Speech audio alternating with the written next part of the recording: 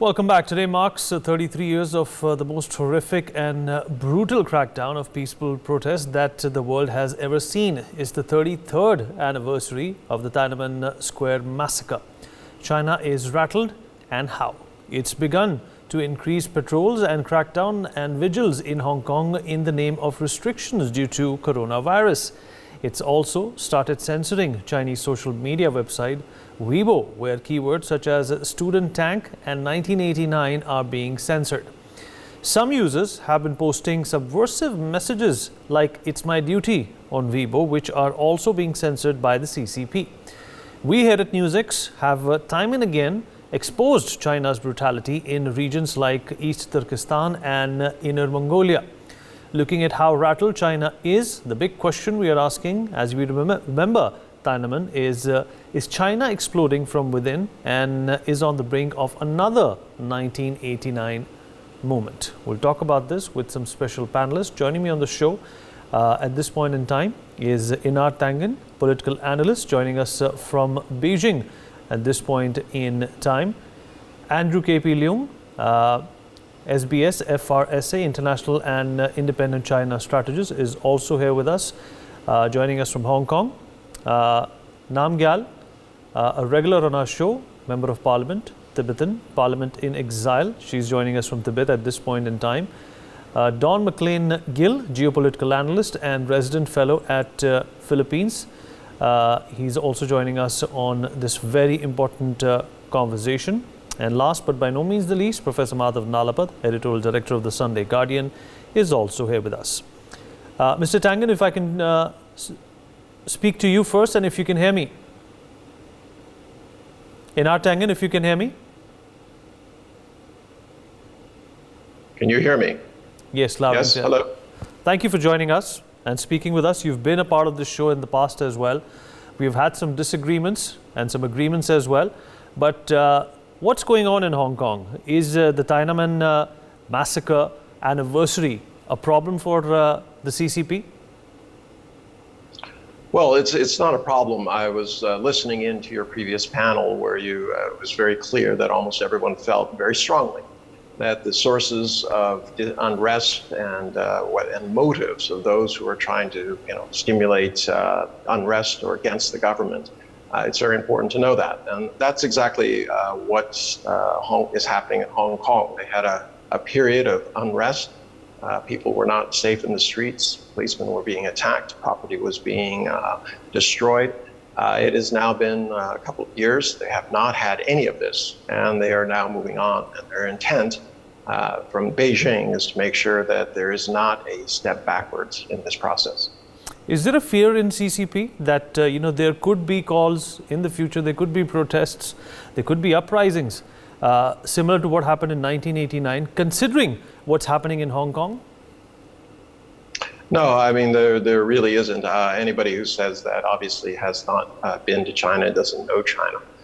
Is there discontent in China? I think there is in every city. But if you start looking at the international polls done by Pew, Harvard, private entities like Edelman, the Chinese people trust their government is at the highest level in the world. We're talking, somewhere between 82 and 95%, depending on which poll you're looking at. That compares very favorably to someplace like the United States, where it's only 25%. Mr. Tangen, there have been protests by people, there have been complaints by people that, they have been dealt with the iron hand in Hong Kong. And that is something which is also bordering on violations of human rights in Hong Kong. Well, yeah, I mean, obviously those people who are, taking matters into their own hands. I mean, peaceful protests were one thing. They went on for quite some time. But when they reverted to, attacking police officers and property, that crossed the line. That's not peaceful anymore. That is a terrorist act. And, the government has to provide a clean, safe, and orderly environment for people. Otherwise, it's abdicated its responsibility. I mean, in India, you have, more than 70 incidences since the 1960s where the government has had to step in. Have people died? Yes. But what is the alternative? You let these, people or these terrorists go forward with their actions? I don't think so. I think the government has to act. Sometimes it's not clear exactly when, how, or how much force is being used. But in the case of Hong Kong, that is clearly, Hong Kong constabulary was regarded as the top 3 in the world, and they had much restraint. There were no people killed on the side of the civilians. They were very restrained in terms of the response, and as a result of that, the incidents were handled quite well. Now, today, China has taken a much more active hand because of security, and as I said before, they're not willing to revert to a situation where people are afraid to walk the streets and where order cannot be imposed. Okay, fair enough. I see your point, but perhaps we have a different definition when we talk about terrorists in India and terrorists in Hong Kong. Namgyal, if you're there with us? Yeah, hi. All right. Well, Namgyal, what's going on in Hong Kong? You know, it's 33 years for the Tiananmen Square massacre, and obviously any whiff of remembrance, any whiff of reminiscence to what happened almost more than 3 decades ago is a worry for China. Well, it's very clear from what is happening around the world, especially in the occupied territories in mainland China or Hong Kong. We've seen that. We've seen, Hong Kongers peacefully coming out, commemorating the important day of peaceful protest, and how it has seen severe crackdown, violent crackdown from the Chinese police, So we've seen that, and there is no point sugarcoating it in any other form or accusing these peaceful protesters, especially the students, by calling them terrorists. That is a term that we have heard Tibetan peaceful protesters with as well. So I understand when the peaceful protesters of Hong Kong are called terrorists too. All I can do is laugh about it. And I'm sure the international community understands and can differentiate very clearly what terrorism is and how Chinese Communist Party define terrorism as. Even in the United Nations, we have seen how they define terrorism as, and how it really, really contradicts with the actual meaning of that term. Namgyal, do you think this brutality which is on display by China, is it going to get worse in the coming days, considering the kind of corner China finds itself in terms of, internationally? Well, I would say that, if you go back into the leadership of Chinese Communist Party, if I look into the leadership of, like Hu Yaobang, the one's CCP General Secretary, who held democratic ideologies and wanted to encourage the youth of China into the direction of, such ideologies, advancing towards democracy and development. I would have had,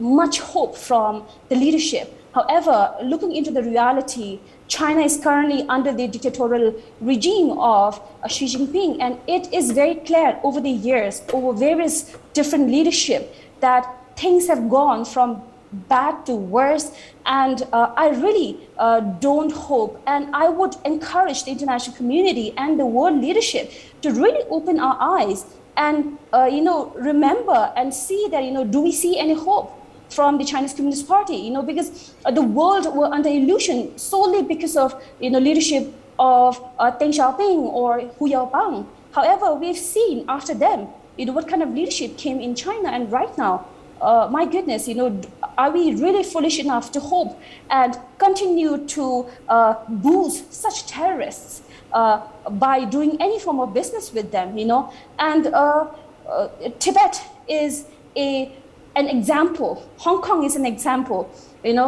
Chinese dissidents are example. Uyghurs are, Southern Mongolians are, of what Chinese dictatorial, this very sophisticated dictatorial regime stands for. And are we ready? Are we as people who value freedom and democracy and are genuinely aware of Chinese Communist Party ready to accept them as one of us?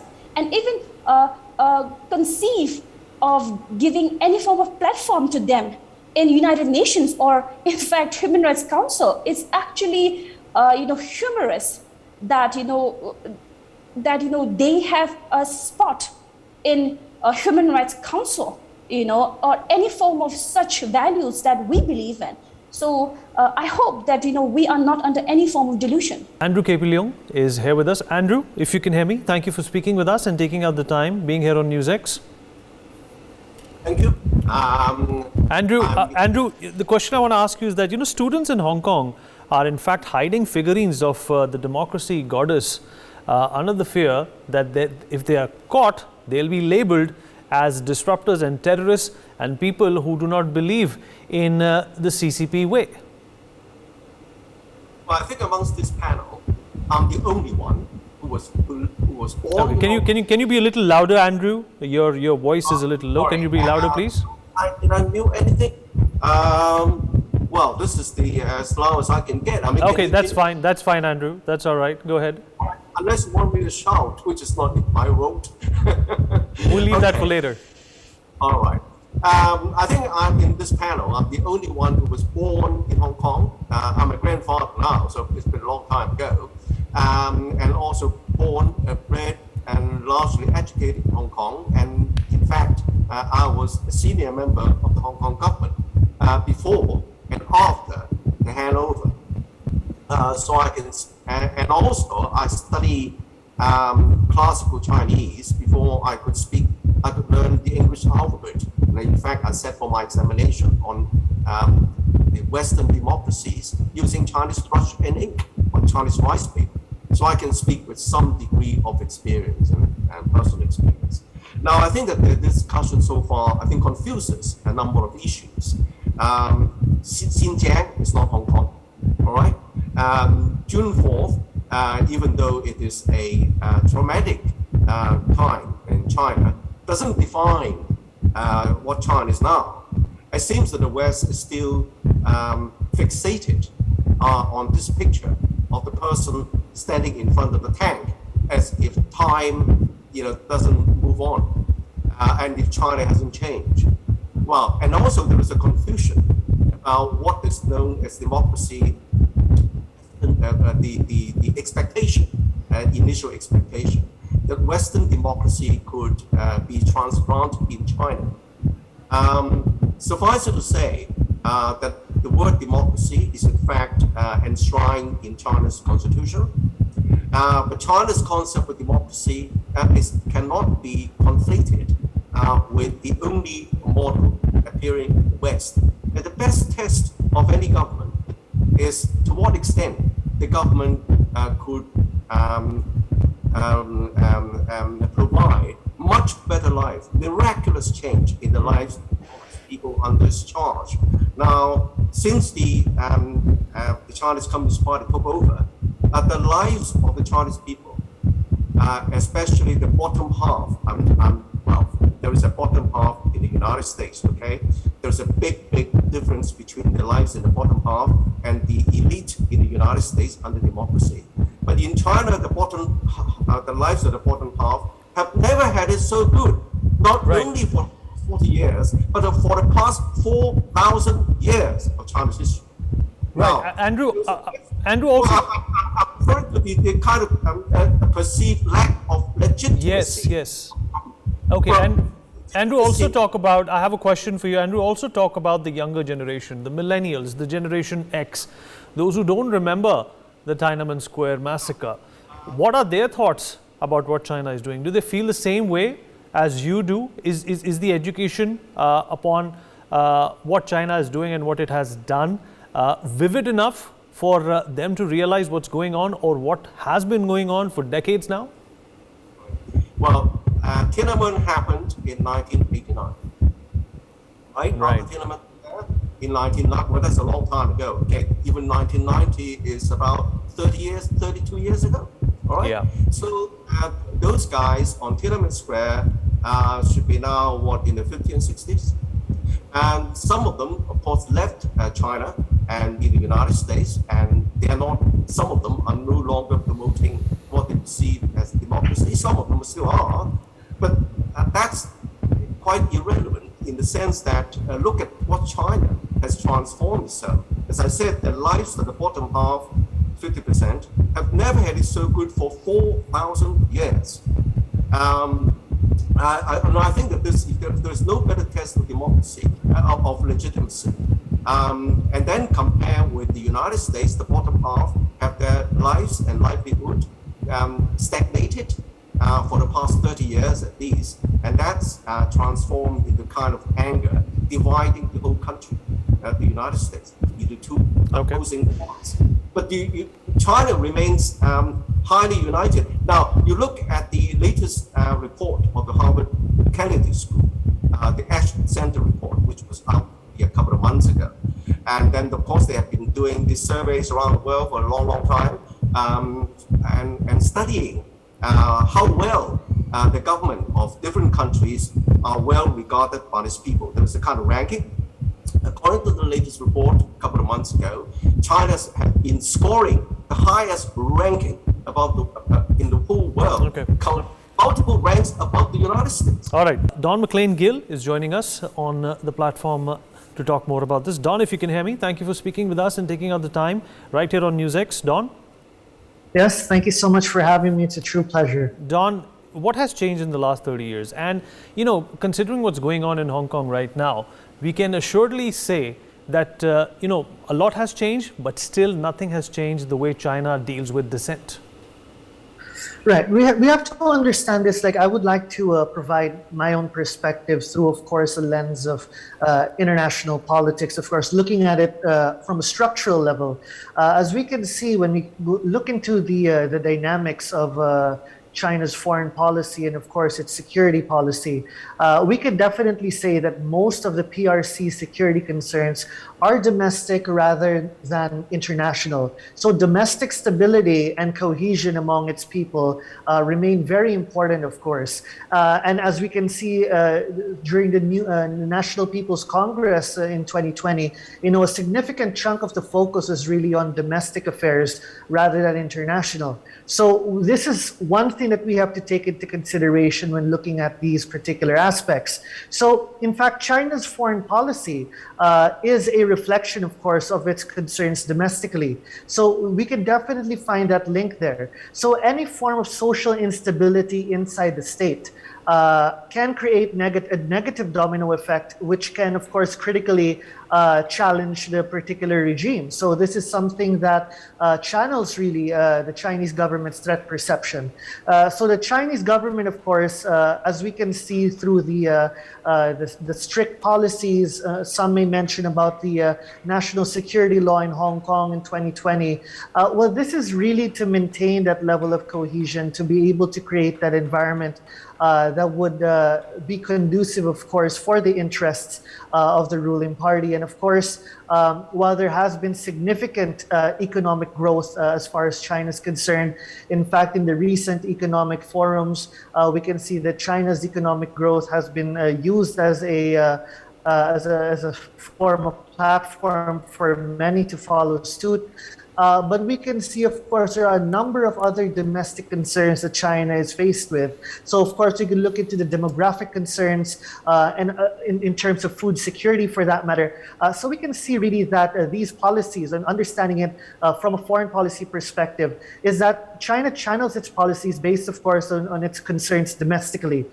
So we can see that as fault lines may continue to sprout, if we look into other forms of media, you know, it's normal, of course, to have dissent here and there. But as these fault lines continue to grow, we can expect more of this sort of a strict compliance system, of course, within the state to be able to ensure, of course, stability of the government within, to be able to create more proactive policies outward. So these are the things that we have to take into consideration when understanding really the dynamics of security policy and how it translates to foreign policy.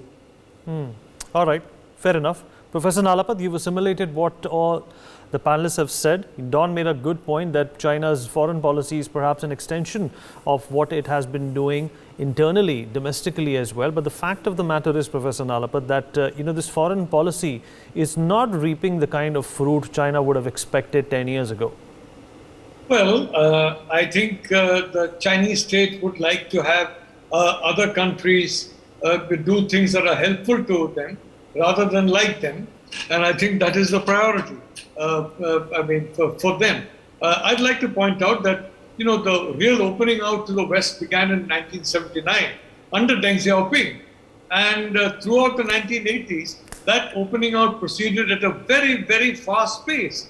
And by 1989, I think the students across China, specifically in the largest city, Beijing, for example, they believe that, all right, now we have adopted a Western economic model, it's time to adopt the Western political model. And many of them went into Tiananmen Square and they tried to ensure that the political model changed in the way that the economic model changed. But Deng Xiaoping, of course, took a decision to have none of that.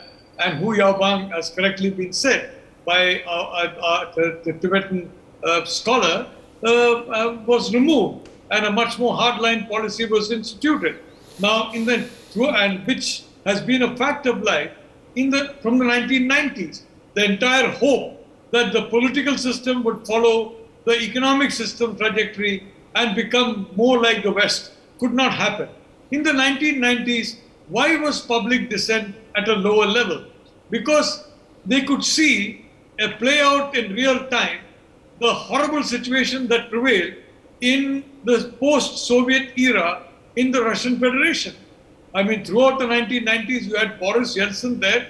Boris Yeltsin, quite frankly, was so pro-Western that he was even more pro-Western than most of the Western leaders. And yet, the people of Russia were sent into hell. They had a horrible time out there. And the Chinese people watched that, and therefore, that kind of muted their enthusiasm for following, what was presented to them as the Russian model. Right. That you suddenly change the communist model and go into the Chinese model. Now, so far as this is concerned, I'd like to say very clearly that it depends on economic growth. If the Chinese state can deliver economic growth, well, it will remain stable. Because now the Chinese people, at least those who are 50 and under 50, definitely those who are 30 and under 30, expect economic growth as a matter of right. The party has had this deal with them that they will provide economic growth and the population should keep quiet and accept the party. If economic growth falters, well, then the party is over, in the sense that the good times are over for the Communist Party. All right, that definitely puts a lot of things into perspective. Unfortunately, we've run out of time. Would like to thank all my guests who joined here and spoke to us from different parts of the world. For more such videos, subscribe to the NewsX YouTube channel, hit the bell icon.